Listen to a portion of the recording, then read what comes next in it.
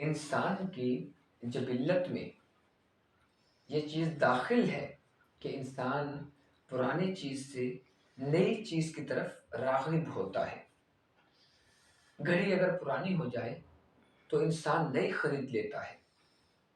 گاڑی اگر پرانی ہو جائے تو نہ صرف نئی بلکہ نیا ماڈل خریدنے کی کوشش کی جاتی ہے۔ مکان اگر پرانا ہو جائے نیا بنا لیا جاتا ہے یا نیا خرید لیا جاتا ہے۔ کپڑے اگر پرانے ہو جائیں تو انسان بڑے اعلیٰ قسم کے بڑے اچھے نئے کپڑے خرید لیتا ہے۔ یعنی ہماری فطرت میں ہماری جبلت میں یہ چیز داخل ہے کہ ہم پرانی چیز پر نئی چیز کو ترجیح دیتے ہیں۔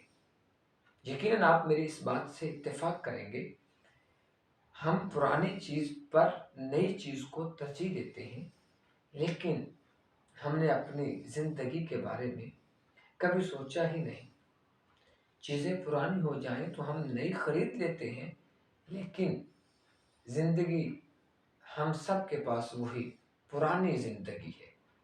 وہی پرانی زندگی جو بیچاری گناہوں سے بھرپور ہے، بڑی مجبور ہے، منزل سے بھی دور ہے۔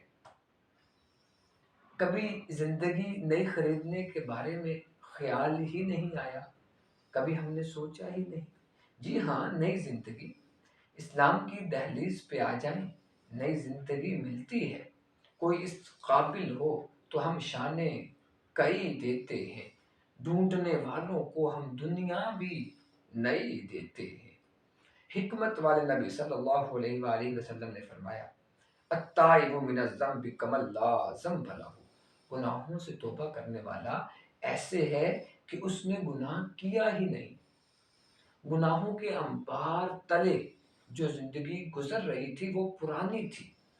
اب گناہوں سے بچنے کی نیت کریں اور زندگی کی شروعات کریں، یہ نئی زندگی ہوگی۔ کب تک ہم پرانی زندگی کی کشمکش میں پھرتے رہیں؟ نئی زندگی کا آغاز کریں۔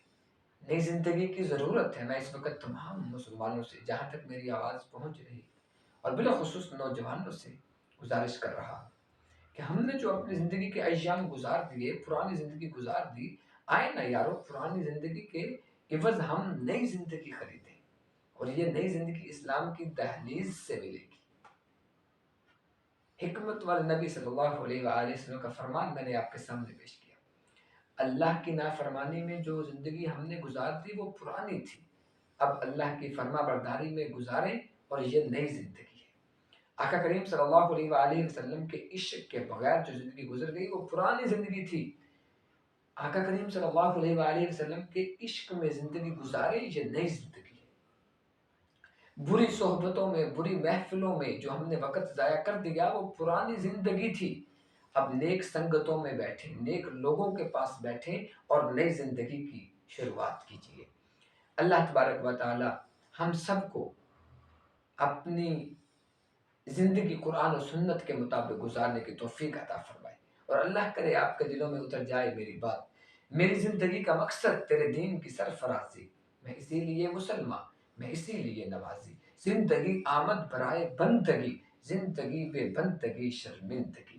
ہر پرانی چیز کے عوض نئی چیز خریدنے والے ہم لوگ، اللہ کرے ہم اپنی پرانی زندگیوں کو بھلا کر، پرانی زندگی کو بھول کر، پرانی زندگی کے عوض نئی زندگی خریدیں، نئی شروعات کریں، اور جو اللہ کے احکامات ہم نے پامال کیے اب اللہ کے احکامات پر عمل کرنے والی نئی زندگی کا ہم آغاز کریں، کیونکہ یہ فرمان ہے کوئی اس قابل ہو تو ہم شانے بھی کئی دیتے ہیں، ڈھونڈنے والوں کو ہم دنیا بھی نئی دیتے ہیں۔